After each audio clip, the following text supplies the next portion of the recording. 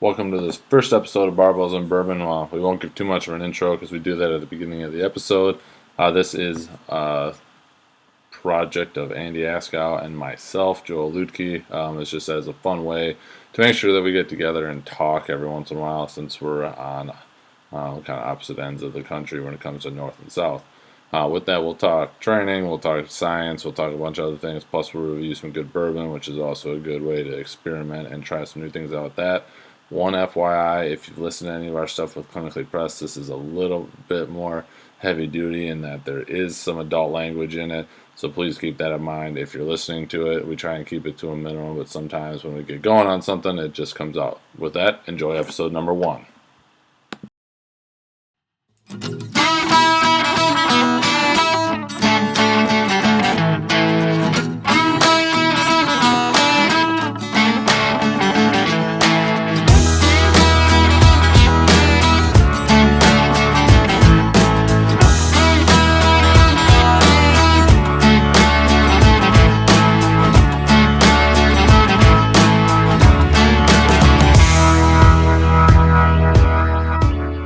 But if you're a principal investigator in a physiology program, just know this is not who I am.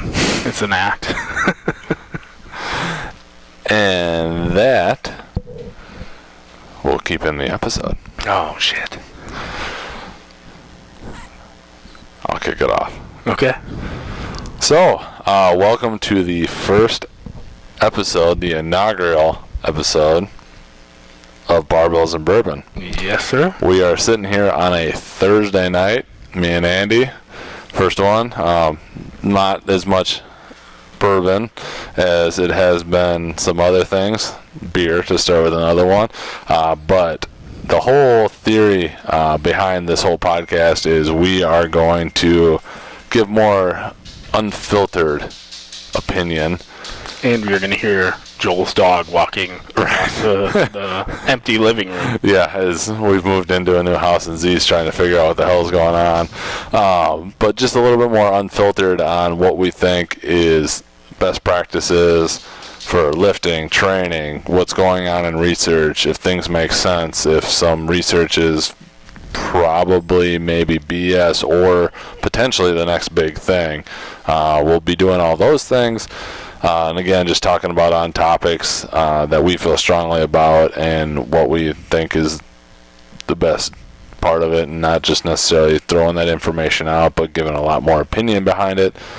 Along with that, with the name being Barbells N Bourbon, then we're going to talk about the training and the nutrition and everything else.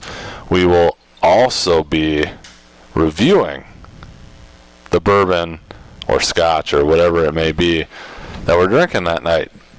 And so for this, Andy's coming back from a long summer in Illinois at the University of Illinois, doing a lot of biochemistry research and running. You can dive into it as we go. That's totally above my pay grade. But we got him back up in the La Crosse area, so we wanted to do this first one live. And with that, we cooked out, had a nice little evening just hanging out. A bro date. You can just say that. People bro date. It's a bro date. Bro date. We got Doc. We got the docs. We'll just leave it at the docs, yeah. Until they want to get on the episode here. And so tonight, amongst the sampler pack of IPAs, as Andy is getting used to them and into them, we also picked up a Rebel Yell Kentucky Straight Bourbon Whiskey. Yes, sir. I tried this one out a couple weeks ago when we thought we were going to do our first episode. Didn't work out. Andy was in the lab late, and I don't stay up that late, so it didn't quite work out. God, what was that one? About $16? Pretty cheap for that version. Yeah. They had a rye that was a little bit more expensive in like the 22 range. I'm not gonna lie, for $16, I'm pretty impressed with it. You know, so I feel like just because people, if they tune in, they're going to enjoy the bourbon reviews, but they're also going to enjoy the scientific reviews and our discussion on training, whatever it might be. Just know we have preferences. I typically prefer a sweeter finish whiskey So I prefer a lot of sherry cask scotches, a lot of kind of milder bourbons, but this one's pretty smooth. It's distilled and aged by Rebel Yell Distillery in Louisville, which I'm saying that correctly. Because Louisville. So have you ever been? actually, no, I haven't. Oh, we had a very nice city. Do you remember? We're gonna mention names. Trevor Downey. Do you remember that? I don't. So he's one of AJ's. Okay. And he met a nice young woman in our program here at UWL, and they're engaged now. Her name was, I believe it was Jessica, and she won't listen, so whatever. But she's from Louisville, and I always said Louisville, and she. Yeah, I found out that's completely wrong. Yeah, we went there for pretty offensive. The only NCAA championship that I've officially been a part of when I was at Oklahoma State. We won in Louisville. Yeah, Louisville, Kentucky, and it's the Ville, but it's Louisville. We found out at the athletes' dinner. There you go. But that has been one of my vacations I'd like to go on is the Bourbon Trail. Oh yeah, I would love to go on the Bourbon Trail. Forget Kelly, you and I can go on a brocation together. To Kentucky. 'Cause I'm not gonna lie to you, Lexington, pretty cool flying in over that one with all the horse farms and whatnot. Really? Pretty nice. It looks pretty nice. I've never been, so I've been over quite a bit of the United States, but never, like, under the Midwest, essentially, right? Right. So under Indiana, Ohio, Wisconsin, Illinois. I've never been Kentucky, never been Tennessee. Yeah, we did the Louisville Slugger Museum. That was cool. Very interesting. Yeah. Some of the history there, because they still make all the bats there. Yeah. We did not get to Churchill Downs, which I did not realize was that, like, in Louisville. Mm-hmm. Which we were going to try and get to, but the timing just didn't work out. But that was one of those, like, oh, hey, we're here, check it off the bucket list things. So, yeah. But anyway, so Rebel Yell, it's a 40% 80 proof. We bought it here a couple hours ago. Apparently, it's an award-winning American whiskey that honors the rebel in all of us. Can't argue with that. There's a little crest on it. San Francisco World Spirits Competition, 2016 gold medal. I'd give it I think we should do it out of 5 glasses. Out of 5 glasses, okay. Out of 5 glasses, we'll give it a 3.8. Fair enough. I can agree with that. Yeah. We'll have to finagle it. Side note: we also on the bargain bin, as we're walking down the aisle, we see "Not Your Father's Bourbon." Yeah, it's to go along with "Not Your Father's Root Beer," and when it has a $27 price point with a $20 rebate on it. That's just begging you to try a bottle. Go. Always go. Yeah, a bottle of bourbon for $7. Has a hint of vanilla at the end of it, which we were a little concerned about. Andy more than I. I was very, very concerned about it. And it's much smoother in terms of the finish. Not overpowering with the vanilla, but still overall worth the $7 once we get the rebate, I would say. Yeah. It's not. Wouldn't be my first choice. It would definitely. It wouldn't be my top 20, but there was one. I'm trying to remember the brand. I bought. It's a maple bourbon. They make a regular bourbon that's pretty decent. And as like celebration for going to an international competition, I was get a nice bottle of bourbon, or what I thought was nice when I was 19, 20 years old. I'd have somebody buy me a nice bottle of bourbon, and I always saw this one that was maple, and I understood that it was hint of maple, like maple notes.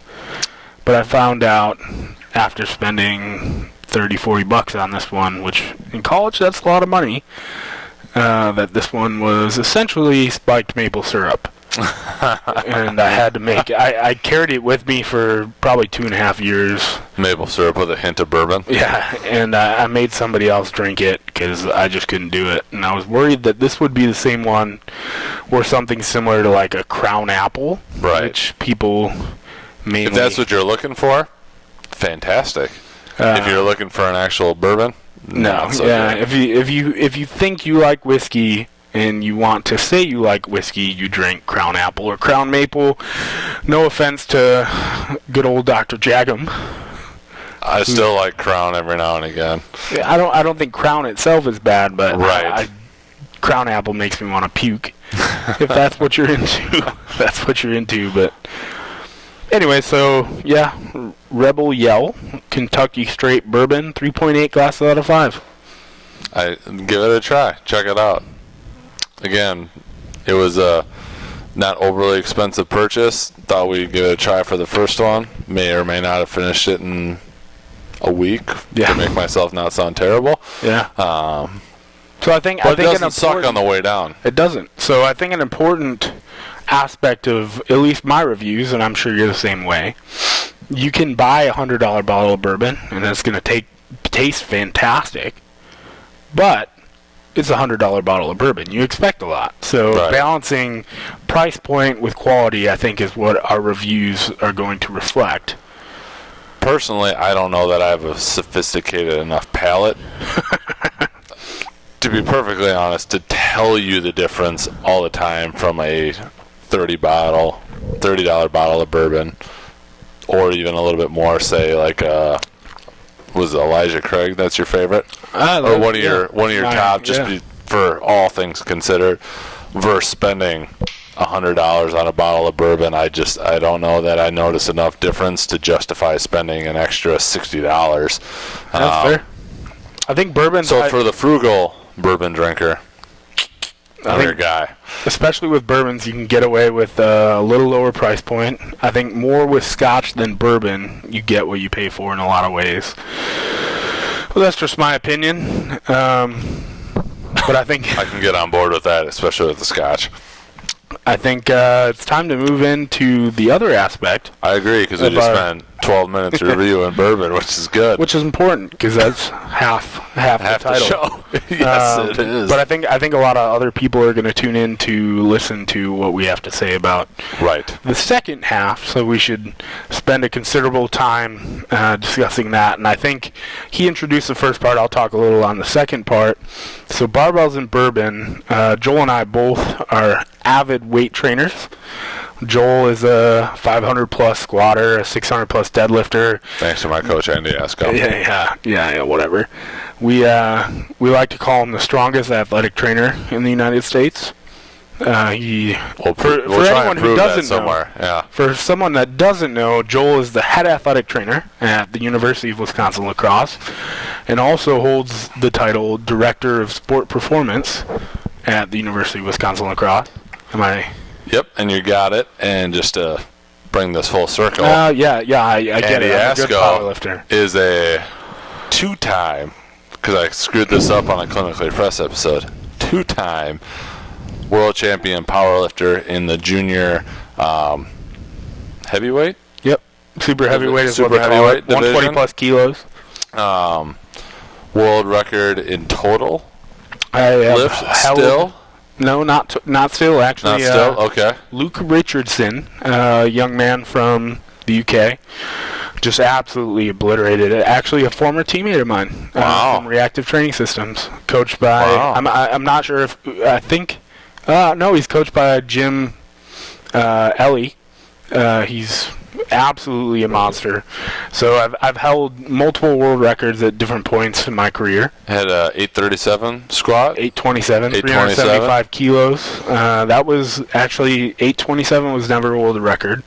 I held the world record at 340 and a half kilos, or 750. I held it at 807 or 365, and I held it at 808 or something like that at 366. Okay. Just kind of semantics at that point, just how you can logistically break world records in competition, defending kind of your title. Right. I've also, the only world record I currently hold is the bench press at 235 kilos, 518 point some change. pounds. That's my background. Bottom line, people, we're working with a 2-time world champion. I'm not gonna lie, I've never been a world champion at anything. So when you get that in the mix, especially a guy that's now 24, that's saying something. So anywho, to give a little background on him, he's currently pursuing his master's degree at TCU. You want to talk about a quote-unquote meathead that actually has some brains behind it. I dare almost anybody to challenge him on his general knowledge of muscle physiology and how things work if you're not a high-level PhD, and he's going to go toe-to-toe with you and still out-bench, deadlift, and squat with you. So, as much as we can throw accolades around, he knows what he's talking about. To be up on the highest research with some of the stuff that's coming out of TCU, not only some of the stuff that we've recently been a part of, myself included, with concussion research and how head trauma works, which is something extremely exciting and also useful, for lack of a better term, just in terms of trying to make a game that so many people love safe when it comes to football. Just the training aspects that they look at as well and how to maximize stuff. It's pretty impressive stuff, and that's hard to argue with. He trains a couple people that I've known, and nobody's regressed. Everybody's only gotten stronger. It's all luck. Yeah, I'm sure. I literally, since I started training with him, God, it's almost 2 years ago. Yeah. Now, because I ran my first episode. I ran my first and only half marathon. I think 2 years ago in like August, and then I tried to find the thing furthest possibly I could from half marathon training, and that was powerlifting. Nothing's gone down. It's only gotten better, and that's with some terrible training on my part and just poor timing with job responsibilities. But yeah, you got a guy that's talking about stuff that he actually knows, lives, breathes, and now we get to see where that evolves into weightlifting over powerlifting in the next couple of years. So that'll be something we get to talk about as well down the line, which should be very exciting. So stay tuned for that. But I think that literally, if I could script, which we're partially inebriated, so we're sitting around Joel's It is kitchen 11:30 on a Thursday. Yeah. We already crushed a 12-pack Goose 312. We had help. We don't have glasses, so we just drank out of bottles, but I give that X amount of bottles out of 5. If I could script a perfect transition, that would be great, and we would use that. But it just happened, because we're great podcasters, so that's just kind of how it falls. The second half of the podcast is all revolved around scientific, logistic recommendations about training, but a disclaimer is, so Clinically Pressed, which is another podcast we're involved with, that Joel is a co-founder with, and I'm lucky enough to kind of tag onto with Dr. Jagam and Dr. Kyle, who I'm sure you will meet someday if you loyally listen to our podcast. Yeah, he won't be bourbon. He'll be tequila, but that's okay. We can get over it, past that. Yeah. A lot of that is a lot more conservative, trying to disseminate information that's a lot more. Tagline's making the complicated simple, taking complicated things that people do across the board, distilling it down so you can apply it to your life. But I feel like the disseminated information in that forum is a lot more solidly bound to scientific ideology, and not that what we're going to talk about tonight or any other night that we happen to enjoy some of this finest whiskey that we can buy for a relatively cheap price is not tied to science, because that's the way Joel and I both approach life and approach the dissemination and incorporation of information. I think that could be our first topic. Science versus practical. Yeah, that could be. And that would be a complete change up from what we talked about 30 minutes ago, and I'm 100% down with that.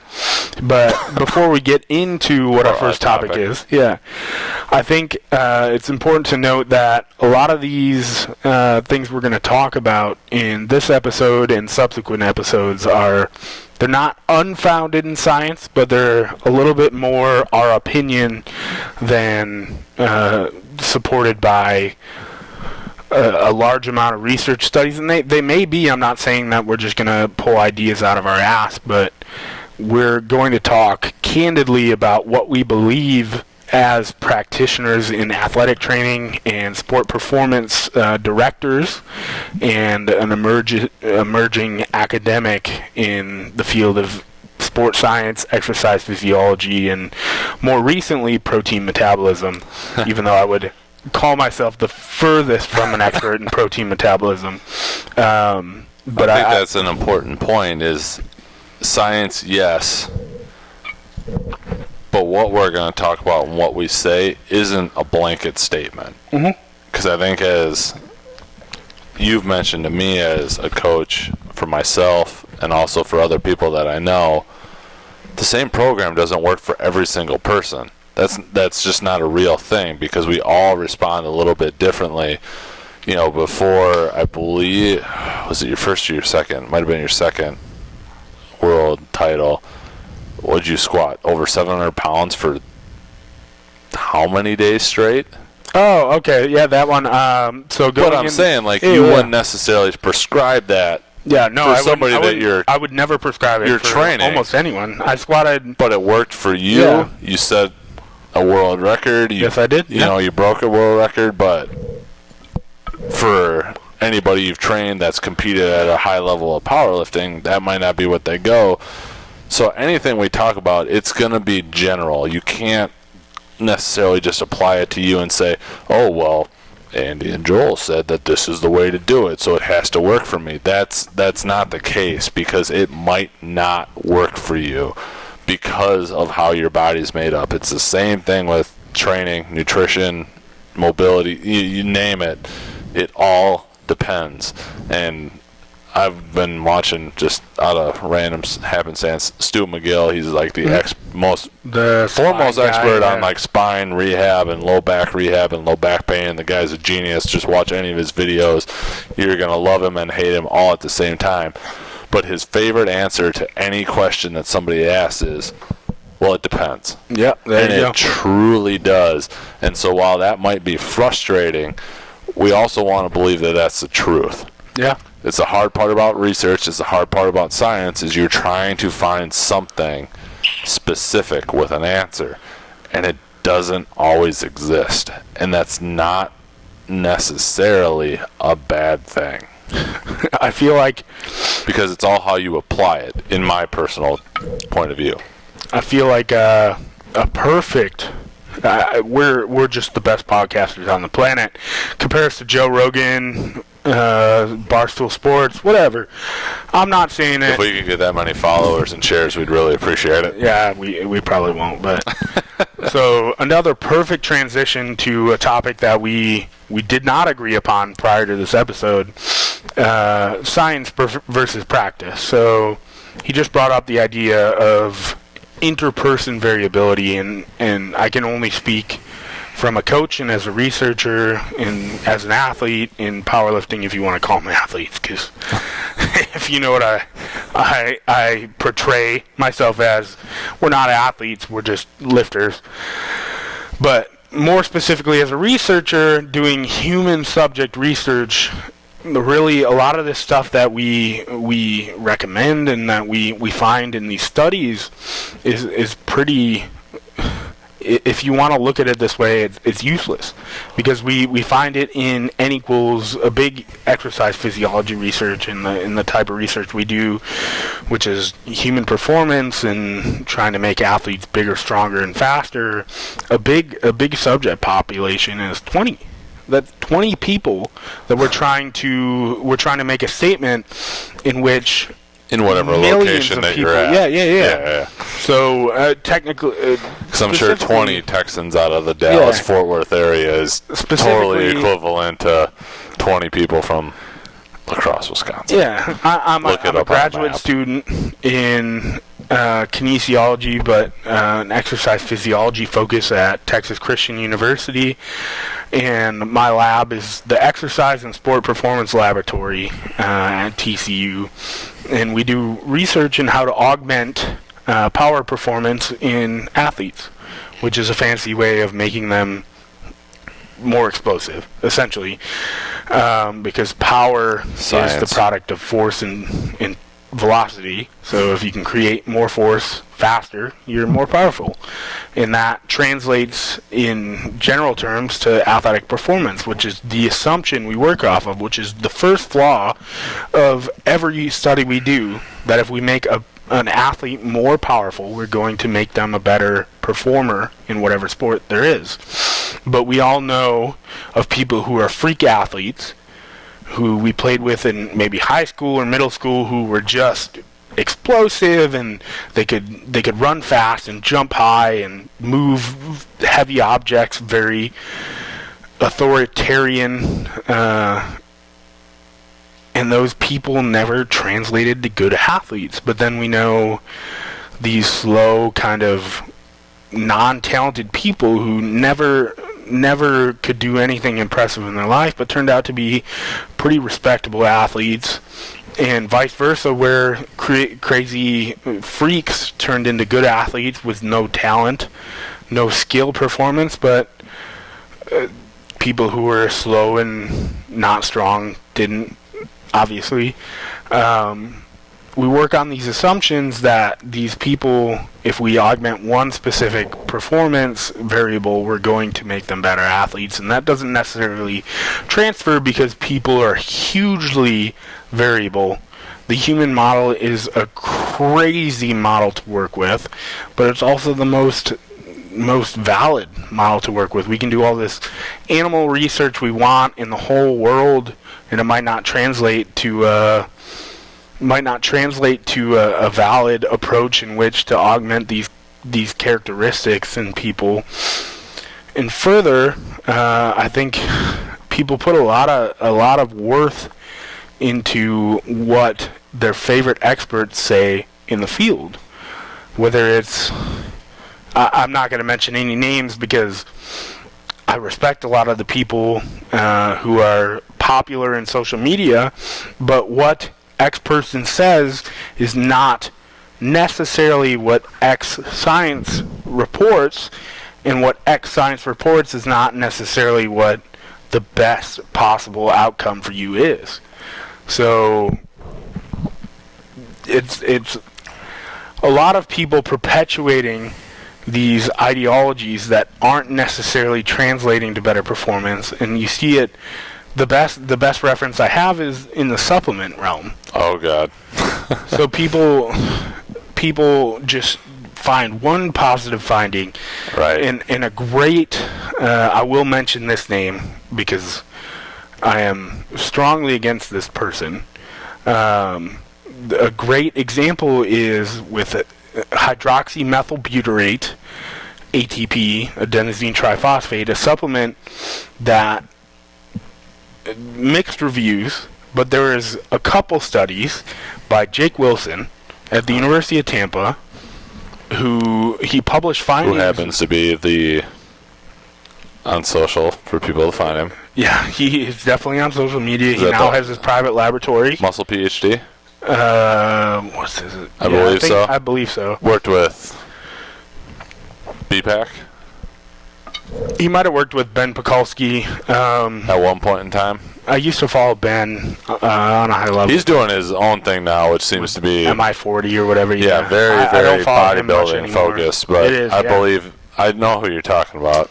So Jake has run not only an HMB ATP, but he's run a couple studies that are a little bit suspect in their findings.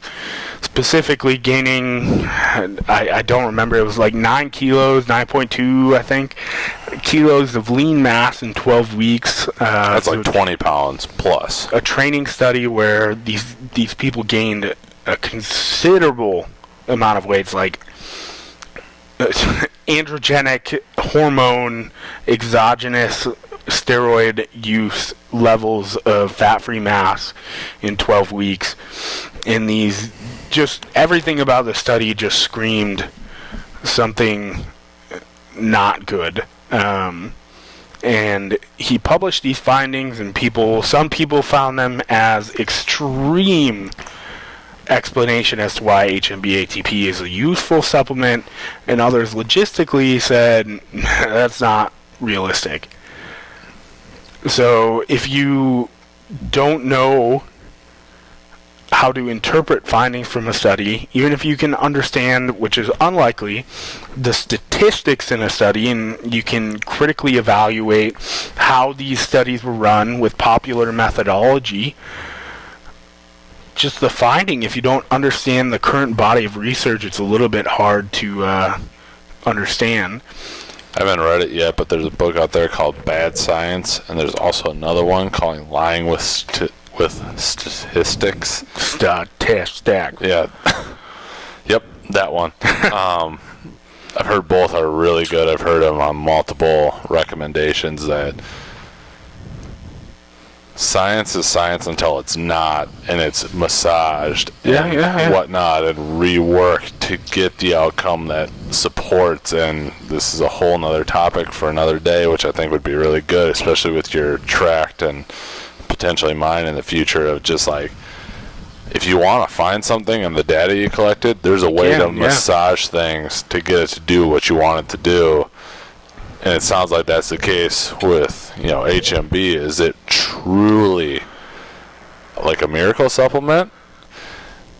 In my life, I don't want to even go back and figure out how much money I've wasted on useless supplements. It is wasted. It's not even like I feel a little bad about it. No, I wasted money. Straight up wasted money, definitely in college, on stuff that just didn't bring it home.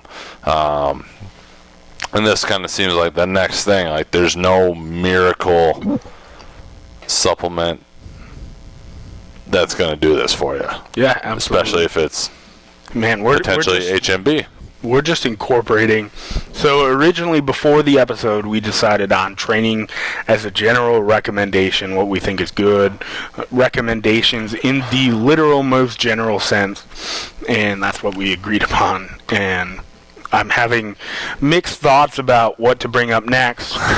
One of those is, so everyone's looking for the miracle pill or the miracle powder, whatever it might be. CrossFit and paleo to and Reebok augment their goal, whatever it is, fat loss, muscle gain, strength, power, whatever it is.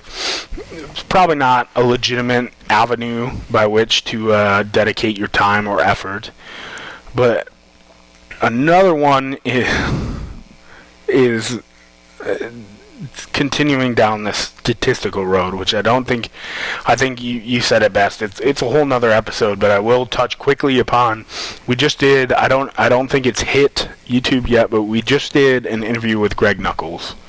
Not yet, but it will come out with Clinically Pressed. There we go. Yeah, Clinically Pressed. We'll call it episode 51. We might as well make it the next one. Yeah, there we go. Coming out in a week, probably, by the time this gets out. Yeah, there we go. So we did an interview with Greg Nuckols, and I think you give a slight background on Greg, just so people can. Greg, if you don't know why who he's he legit is, to listen to. If you don't know who he is, you should look him up. He's a current master's student at UNC Chapel Hill, which is a hugely reputable program in exercise science, absolutely, and kinesiology, whatever. Concussion, they're usually the forefront. So he's doing great work there, furthering his formal education, but more so than that, he does huge work in, I don't want to call it this because it kind of degrades the effort and the quality of the work he puts out, but informal scientific education. He owns a website called Stronger by Science, formerly Strength Theory, which is a play on string theory, physics, but that's whatever. I digress. When you watch it, you'll understand. He owns Stronger by Science, by which he and a plethora of other very reputable authors kind of review research and translate very scientific ideology into more layman's terms, which sounds like a bad thing, but as a researcher myself, sometimes I need to read his website to understand some of the ideas that are out there, because science isn't made for people who don't have advanced degrees. And further than that, even more than just Stronger by Science, he also writes a research review with Eric Helms and Mike Zordos called Mass, which they do more of a formal scientific review and write very high impact articles that a lot of people can benefit from. And just as somebody who follows them, I know I can't say when this episode comes out, but right now, which is August 2nd, they're having a sale. Summer's over. Yeah, summer's over. Football starts in 7 freaking days. Greg is essentially hugely knowledgeable. I can't say I know anyone who's more knowledgeable on the current body of total literature, because he's just a freak with his memory, and also a freak with just wanting to know something about everything. And he puts out these ridiculously well-written articles that are well thought out and whatever. So that's a quick background on Greg.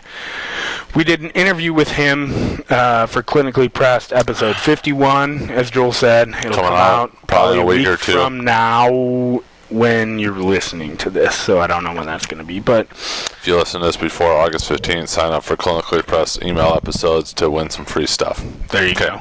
Shameless plug. Greg was talking about a very specific dig he has with research statistics by which people can make claims that aren't supported by their data. You call them bullshit, basically. Yeah. He was very nice about it. Yeah. It was very interesting to hear his point of view. It always is. So if you don't, and he has an epic freaking beard, so you gotta listen to him. He does. If you don't understand A, popular research methodology, B, research statistics, and C, just research as a whole, I don't feel as though you can completely critique research in a meaningful way. And I think just the fact that Greg is in a master's program right now so he can do actual research is a huge indicator of this, because what Greg cares about is perpetuating ideologies that are supported by research. And I think he realized at some point that you can't fully understand research if you've never done it. The age-old saying, "Don't knock it till you rock it." And that was the thing that I think was the most meaningful for me to hear him is, I haven't done this. How can I critique it? Now he's going to, and I believe it was a fairly ambitious study, but you've got to give credence to it coming full circle, and I'll let you finish, to our training. We had our opinions on CrossFit last summer. Yep. We went down before the CrossFit Games. We didn't get a chance to see them necessarily, but we got to talk to a bunch of people, and I've got to believe, I know mine, and even from what you've said, like, mindset changed on CrossFit and what these guys do, and now just kind of learning a few more things about it, I think it has changed. But 100%. we weren't around it that close. Yeah. But then when you meet the people, my opinion changed, or at least broadened. But anyway, back to Greg. Sorry. But no, it's fine. We were talking about very specific gripes with research statistics by which people can hide what their data represents in a way that's kind of deceptive. But we've talked about this for quite a while. I think we can do a quick discussion because we've been going for a little while and it's been a little bit rambly. We've talked about a kind of a plethora of topics, and that really is what we're going for here. So we're Deal with it. Yeah. Episode 1. Episode 1, you're getting a taste of everything. We're going to talk about training. We're going to talk about whiskey, which is the most important aspect of this podcast. But as a supplementary approach to gain followers, because we're sellouts, we're also going to talk about training. We're going to talk about research, kind of the most up-to-date things that we've read, kind of critiquing and trying to understand more relevantly popular studies that are coming out nowadays that maybe meatheads are going to be pretty susceptible to reading and interpreting, where they might not be the most qualified to do so. On that topic, can we just say anything that you hear on the news, local or otherwise, that says a recent research article has said, Yeah, go and look at it. Download it if you can. Read through it. See if it makes sense to you. That's my biggest one. And realize, so The Reader's Digest said lettuce is terrible for you. Okay, could we talk about the nutritional content of iceberg lettuce versus like a spring mix? Absolutely. Iceberg lettuce, basically you're eating crunchy water because there's nothing to it. Is it going to help you? Probably not. But is that better than the fries, fried and deep fried whatever? How many people are going to argue with that? But that's just it. Like, you look at these research studies and the ridiculous shit that we research and how people get funding for this. I still haven't figured out, because you apply for funding for something that in theory makes a lot of sense and you get nothing. Be careful on anything you hear on the news, because as you've probably figured out with the climate that we're in, it's all headlines. It's all attention grabbing. And so please be careful with those. And to be honest with you, I think that'd be a great little segment for us in the future. If you hear something, or we do, we'll definitely keep an eye out for it, that we're like, yep, that's full of crap. Work out for 12 seconds and you'll lose weight. We might have an opinion on that. Here's the most general rule. If it sounds too good to be true, it is. Absolutely. So a lot of popular news outlets want to come up with those flashy headlines that people are going to read, and it generally centers around losing weight or becoming more fit, stronger, whatever, more toned, which I'm not sure what fully that means. You can't lift lighter weights for more reps and get toned. That's not a real thing. Yeah, I've had to explain that more times than I care to mention. I don't know fully what that means, but a lot of popular news think about it this way: if you go to a restaurant, they're going to try to pitch everything as a healthy alternative. You can see this the second you start going through a McDonald's drive-thru. Oh, new healthy option. That's bullshit. They're there to sell you more burgers, sell you more food. Right now at McDonald's, a healthy option as a salad will give you salmonella. So be careful. Everyone's pretty logical when McDonald's says we have healthy options. They're like, no, you don't.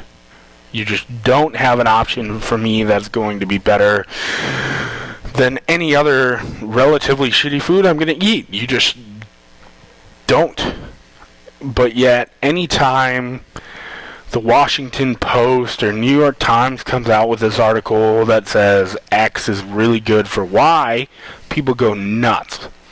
And going back to exactly what I was talking about 15 minutes ago. Dr. Oz and all his BS. And getting called in front of Congress. This is the miracle drug. That's not a thing. It's a bastardization of the scientific process. And like I said, going back to what I was talking about 10, 15 minutes ago, the layman just isn't equipped to interpret or understand research, and that's not a bad thing. I'm not, as a scientific researcher in my master's, I'm not equipped to understand a blueprint and make proper piping. I'm going to leave that to a fucking plumber. So why is somebody who... You got a plumber and electrician coming to fix their house. Yeah, there you go. You're not going to have a fucking scientist and a fucking garbage man come to fix your house? No, because that'd be dumb. We're just not equipped to understand what's necessary. Right. So why is somebody who has a bachelor's, maybe an MBA or a master's, equipped to interpret and understand very advanced scientific ideals that are published in academic journals? They're just not made for the layman. And yes, I have this conversation with, if anyone's listening who's interested in science, we had this conversation, me, a lab mate of mine, Jason Stone, and a principal investigator at the University of Illinois, Nick Bird. We had this conversation about the translation of research into essentially layman's terms, by which it becomes applicable and useful to the everyday person. And yes, there's a need for that, but the system is flawed in that principal investigators are concerned with getting grant funding so they can bring on more students and create opportunities for their students who they already have in their laboratory. Well, there's no funding for retrials. You got to come up with something new and exciting. Yeah, it all has to be novel. So these ideas that scientists should translate their research for laymen is just not logistically plausible, in that they essentially have better shit to do. As Joel's checking his email at midnight. You got people need shit at midnight. No, they don't. It's the story of my life. They think they do. Get a flip phone. I would love one. Shout out to Dr. Wright. Flip phone. Yeah. I'm not, so I think we've been rambling on for quite a bit. We're 45 minutes in. 45 minutes, so I don't think... Wrap it up? Yeah, I don't think we were particularly structured, but I think that's probably beneficial for our first episode. So I agree. We kind of gave an lays out the groundwork for all the things that we're probably going to talk about at some point in more detail. So we kind of intentionally didn't structure this episode so that we maybe rambled a little bit. 14 beers later. Yeah. We had a case of beer plus some IPAs plus some sour beers, whatever. We intentionally didn't structure this episode so highly that we were constrained to a particular topic, because we kind of wanted to give you an insight into what in its entirety that we were going to cover, and we weren't able to do that because there are topics that are just going to come up that are pertinent at the specific time but aren't pertinent now. We're basically going to cover whatever we feel is relevant.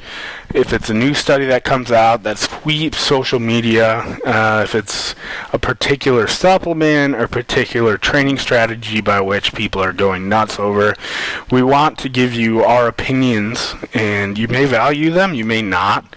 And on top of that, we're going to review bourbons and scotches and other whiskeys, but... So if nothing else, you'll learn how to discern crappy science, things that probably aren't going to make you where you want to get to, training versus working out, and learn good that good needs whiskeys. to be a topic. Yeah.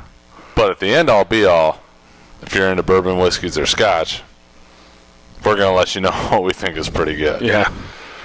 I have a couple... I think we should make it a rule from now on. We should maybe both review different. Yes. And then at some point, so we should trade off between scotches and bourbons. Which I think we can go both ways. Like, throwing it out there. Got a little bit Macallan 12 left. Happily review that and whatnot. Got some other stuff. Shout out to Coach A's. If you haven't followed UWL football, Monday Meals with Coach A's. Priceless. We're hoping it breaks the internet at some point. Got a little Door County single malt whiskey coming in that we're going to review. So that might be delivery for some people, even though if you're in Wisconsin, apparently you can't, which is the dumbest rule I've ever heard, but that's okay. Yes, we will definitely review different things, as some of this will be from a distance, as we're most of it. how many 985 miles apart. So there will be a lot of that where we'll both review what we were drinking on that night, which is the perfect excuse for me to try some new bourbons and whiskeys and scotches, which And Kelly can't even get mad at you. exactly, it's just business. We're trying to make some money. Shout out to Whiskey Advocate. Want a sponsorship? Hey, we're talking to you. This one's on us. Yeah. Good We'll just give you magazine. this Check it one. out. They got a lot of good information, but couldn't agree more. Neither of us are so set in our ways, I would think, that we aren't opposed To new viewpoints. Exactly. We just did an episode for Colonial Pressed earlier, which will be out in a few weeks, might be a month, and we talked about this deeply, of just like going back to this Hold the Standard Summit that Dr. Kyle and I went to, is if you're not trying to actively prove yourself wrong in order to A, find a better way, or B, affirm what you're doing, what the hell are you doing? You're not trying to progress. And so this comes back to a guy that we were following. They run a program, their General Performance Preparation Program, their GPP. How do we get the general person into the best state ever that they can be? They haven't found something better than CrossFit. A version of it. Yeah. They tweak it and edit it. Their point is, until somebody comes along and says, that's good, this is better, and when they can prove that it's better, they will switch to it. Until that time, they're going to stick with what they know to be the best, and I can't argue with that. And that's what we're going to give you guys, is what we know, what we've seen, what we've practiced, what we've gone through personally as the best. We're not going to fill you with a bunch of BS. Case in point, talking back to, Andy had mentioned I squat 545, I've deadlifted 645, I suck at bench press, it's like 350, but whatever, we'll get over that. His sucking at bench press is like a lifelong goal for a lot of people. Just But put that out there. some of the athletes would be like, well, what supplements do you take? I drink a protein shake. If I remember, after a workout, I take vitamin D, C, fish oil, and a 2.5 gram dose of creatine, which most people, if you've read the research, will show is maintenance at best. Yeah. Not loading, not even on the high end of maintenance, it's the low end. It's not a supplement or anything like that that's doing it for me. Yeah. It's how I respond. And that's what we're going to give you guys, is the tried and true, back and forth. This might work, this might not work. You've got to find out what works for you. And that's what it comes down to, is you. I think a lot of value comes from Joel and I don't agree on everything. So there's a very good chance I might say something that he disagrees. I would love to argue one time. Yeah. I'll just cite science blindly. Just turn into one of those zealots that doesn't understand. But Joel and I don't agree on every training modality, specifically every recovery modality, because he's a lot more well versed in that stuff than I am. I don't know, the powerlifting things, or even some of the lifting things as well. But an important notation of that is, if you're logical, you can apply X to Y in a conservative way. So he might not know powerlifting on a high level, but at the end of the day, powerlifters are just strength and power athletes. So you can classify almost every athlete into a very specific category. And if X works with a long jumper who's a strength and power athlete, theoretically, it might work for a power lifter. And I think we add value to that discussion in that we don't agree with everything, and both of us are willing to be wrong. Oh, for sure. Yep. Prove me wrong. Show me something different. Change I'll my adopt mind. it. Absolutely. And I'm not going to just argue with you because this is how we've always done it. Yeah, yep. I think that's a great end to the first episode. Hopefully for the next one, we'll be a little bit more structured. We'll have a bigger topic Yeah, that yeah. we're focusing on. But first episode, check out Rebel Yell.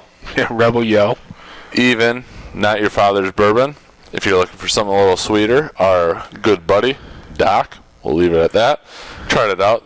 Not a bourbon drinker. No, he liked it. Not a hard liquor drinker, period. He drinks Coors Light. Diet Coors. Yep, absolutely. He goes, oh, if I can handle that, that's not that bad. So that tells you something. Give those a check out. If you're in the La Crosse area, Festival Foods, $26.99 with a $20 rebate. Hard to go wrong with a $7 bottle of bourbon.